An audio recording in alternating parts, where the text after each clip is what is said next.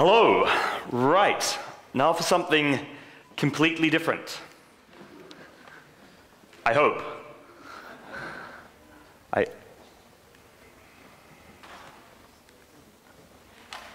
There we go. Is this supposed to be in stereo? That's, I mean, I was seeing double, but that was yesterday. Last night I had a much quieter one, so we're back to single again. It's like the focus happens. So, sex, guns, and social networks. That's the title of my talk, the next 20 minutes. It may seem like a cheap gimmick to keep your attention before lunch, given I'm the last speaker before lunch. And it kind of is. But there is a more serious point running through all three of these things: sex, guns, and social networks. And that's what I want to talk to you about today. And that is the power of asymmetric connections. What do I mean by that? I mean the power of connections to people who are not like you in any way. Asymmetric, not matching, not the same, not one of your friends, not one of your likes even. Totally different people. And I argue that these are the forgotten people, and these are the forgotten sources of innovation. And the internet, in fact, risks not delivering on its promise to connect the people that need to be connected, to democratize access. And that's why we need those asymmetric connections so much more. So, this, a tiger, a beautiful tiger, a symmetrical face. William Blake, the great English poet, wrote a poem called The Tiger. And it begins, "Tiger, tiger, burning bright, what a mortal hand or eye could frame thy fearful symmetry?" And he wrote that because the symmetry of the tiger is mesmerizing, it's hypnotizing, it's immortal, as he suggested, and it is hardwired into everywhere we look and every way we look at things and people. We have a bias towards the same, the similar, the symmetry. Especially when it comes to other people. So just think about last time you were at a networking event for a startup, right? You want to build a rapport with somebody. What do? You go and talk to the person who's Latin, who supports the same football team as you, who speaks in the same language. Obvious stuff. We gravitate towards points of commonality. But part of the dark reason we do that is we haven't quite shaken this guy here, narcissist. We're looking for some recognition of ourselves in the other person. But there's a twist, and that is sex. Because as much as we might think we're out there looking for the similar, sex plays incredible tricks on us. There was this great experiment done in the 1980s where a whole lot of young men took some white t-shirts and were told, go and wear them for a week. No showering, no deodorant, you wear that white t-shirt. And then those white t-shirts got taken back and given to 20 very lucky young women who were told to smell them. They weren't good. But they were asked to rank the smell of the t-shirts from which ones are the most attractive to which one's the least attractive. And what they discovered was very interesting.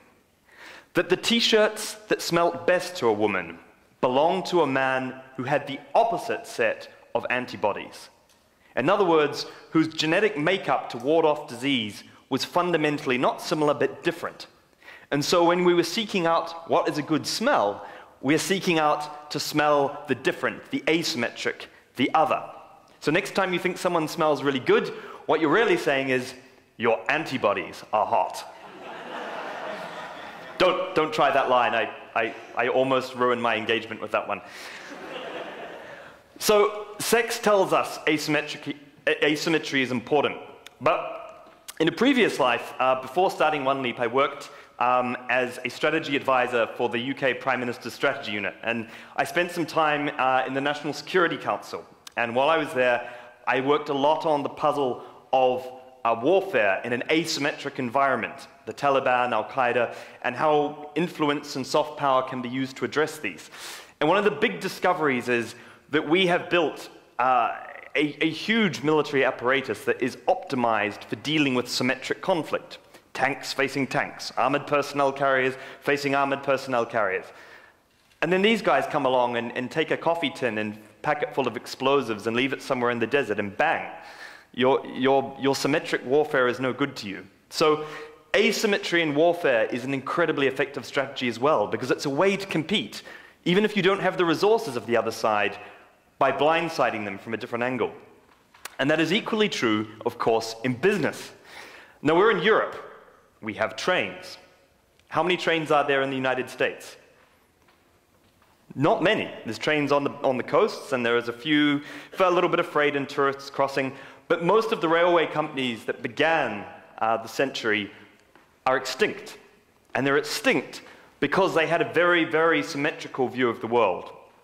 The Harvard academic Levitt once wrote in this article about the rail companies, and he said they were obsessed with building a better railway carriage. It had to be faster, or more comfortable, or bigger, but it was all about railways. They were in the railway market. They were in the railway market. The problem was their customers were in the transport market, and they didn't even see what was going on with that little invention by the Wright brothers, the plane. They made jokes. They were like, 100-ton tubes of metal, 20,000 feet up, people sipping martinis in them, yeah, that's never going to happen, okay? But because they thought their world was the stuff that was similar to them, because they thought their business competition was the stuff that was similar to them, they missed the most important thing, and they died. They became extinct. And that lesson in business is as true today as it ever was. And asymmetry produces many fantastic innovations. This is one of the most obvious I can think of. Hopefully some of you have heard of it. Your Teflon frying pans, the reason I don't burn Chinese when I try and cook it, is a product of bringing together NASA space technology and the need for home cooking. So asymmetry is the key to survival and innovation, and it always has been. Symmetric connections appear attractive, appear recognizable, and appear safe. And of course you need them. You need your trusted business partners.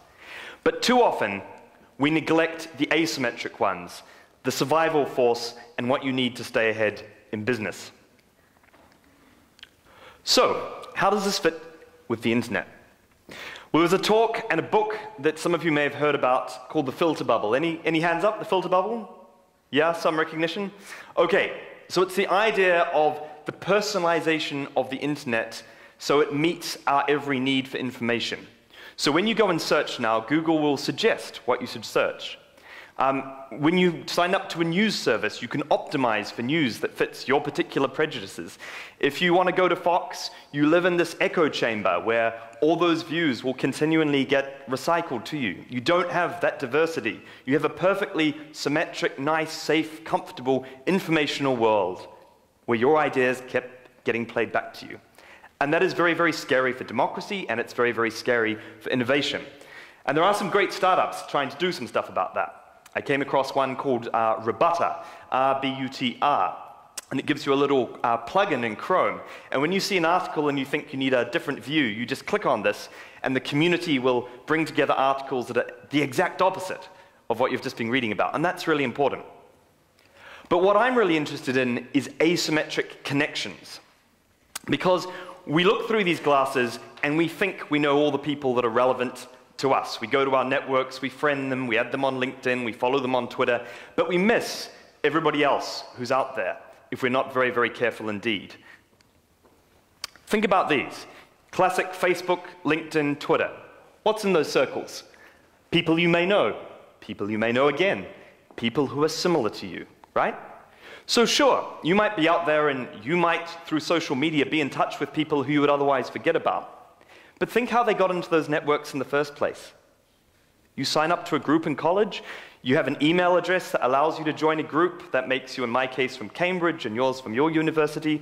So yes, these people are different, and yes, these people are further than your immediate group of friends in the real sense, but still, you have the equivalent of a digital gated community that is slowly being built, and it's stopping those connections, those really crazy but necessary asymmetric connections from happening.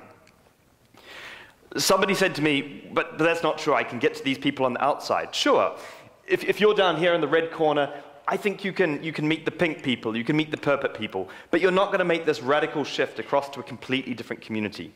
You're not, if you're in Kenya and an entrepreneur, going to easily find an investor in London. You're not going to cross these social, geographic, and cultural barriers as much as you like to imagine. And so the internet may therefore fail to deliver on its most exciting promise, to me anyway, which is to democratize access, to make those asymmetric, crazy connections, the Kenyan, the London, the little entrepreneur and the big corporate guy, to make these things possible. So we founded OneLeap partly to address that particular challenge. We wanted to create a platform where the little guy could get the attention of the big guy. And I'll tell a little more about that later. But that was essentially the big ambition, a market where you could find these people and buy a slice of their attention, albeit in a way that helped charity rather than enriching them. I just want to pause here a minute and tell you about the asymmetry that came to build our company, because that is a core part of our belief. I grew up in New Zealand, tiny little nice bay up there. I was a philosopher and a lawyer. I ended up working for our foreign service in China. I was very lucky. I got a scholarship to Cambridge. I ended up working on strategy for the Prime Minister's strategy unit. I met my co-founder, Robin, who grew up in Botswana with Flying Doctors. She did a stint in BP, works on prisoners and AIDS orphans. We both met at this dinner at Cambridge. Magic happened in the business sense. And a bit later, we raised money and went full-time and founded OneLeap, a totally asymmetric story. But it's all those unusual experiences and that difficulty as people outside the tech industry coming in and trying to establish credibility and build ourselves that gave us a real passion to drive those asymmetric connections forward. And to answer the fundamental question that excites us, what if you could contact anyone? And that's what gets us up every day. Because we continue to build an asymmetric team. We try, after several failed attempts, to recruit people who are exactly unlike us. We recognize that we will make many, many mistakes, and we need outside thinking and ideas. And the more asymmetric your team, the more you have to be bound by a common core strong idea, and that is our question. What if you could contact anyone? What if you could get through to people entirely unlike you who could help make your ideas happen? So why have we allowed the internet to do this to us? Why do we have similar to you, like you, and all these sort of tags? Why are they so popular? Well, frankly, because we are absolutely overloaded with data, emails, tweets, Facebook messages, updates. And so we use people like us as a proxy. It's a simple way of deciding what things should go through our own filter and what's worthwhile hearing about. And in doing so, we miss out. And asymmetric connections are inherently risky. They're uncomfortable. We don't know that person. They might ignore us. They might not talk to us. It's easier on the internet, of course, but fundamentally, it's like walking up to somebody on the other side of the room in the networking event that you've never met and you don't know, and going, "Hi, you don't know me at all, I'm Hamish," and risking total rejection. And it is uncomfortable. So we set out to answer what could we do to make these very necessary asymmetric connections easier, more comfortable. And part of the answer is taking the risk away. It's hedging. So when I first mentioned this to my mother-in-law-to-be, I said hedges, and she thought this, you know, the green things you get in England that separate people's houses. And it sounds completely stupid, but it's not. Because what people need to make those connections comfortable are two sorts of hedges. One is the sense that even if it doesn't work out, there's some payback benefit. It's not the end of the world. But the other is control. See, what this hedge does is they can talk to each other, but not too much, right? It's limited access, not open access. Otherwise, senior people would never want to hear from little junior people. They'd never get any work done. So you need both senses of hedge, an offset, if it works out badly, and you need some sort of control, some sort of privacy. So when we set up OneLeap, we created a database of these very important people, and we created a system that gave both of those two things to take away the risk. So this is Lord Stevenson, very important guy, used to chair Pearson Global, the education company, head of the UK's largest bank, owns VC funds. If you want to contact him, in his case, he's the most expensive guy on our platform. You pay that fee, and that fee shows you're serious. It filters out the time wasters, and it de-risks him giving up his time, because he knows that if you're paying some money to do that, you're not going to mess around with his time, basically. That's the first hedge. The second hedge is that if it doesn't work out, you've just made $240, less our commission, which is 20% for his charity, so he feels good. And the third part is he has a limit. He sets a total number of messages he wants to read a month. If there's more demand than supply, then the price goes up. And so he has control, like the green sense of the hedge, and he doesn't get absolutely sunk. And that's the platform that we are using to create these asymmetric connections. And they're really exciting. So one of them that I particularly like is one from Kenya to London I mentioned before. So we have a Kenya-based entrepreneur who invented a low-energy car and a low-cost car that would work in Africa, would help employment. There's not that many investors, though, in Kenya. Uses OneLeap, gets through to some serious UK investors. They're now talking term sheets. That simply couldn't have happened if he'd just looked within the confines of people like him on his basic networks. Another example, a social entrepreneur who's invented a shoe with a collapsible heel, right? But when you sell these shoes, it makes money for trafficked women. And it's a fantastic, really cool idea, both in terms of the product and in terms of the social purpose.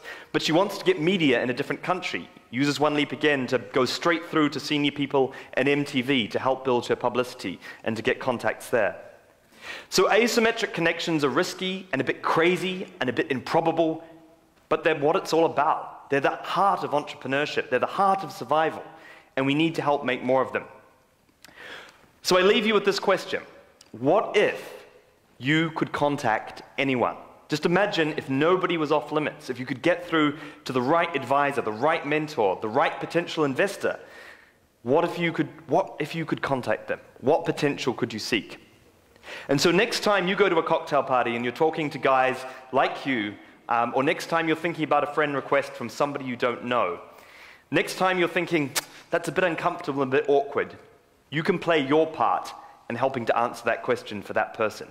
So be open to those asymmetric questions, be open to those asymmetric connections, and keep that question in mind. And amazing things can be done with entrepreneurship if we all do. Thank you.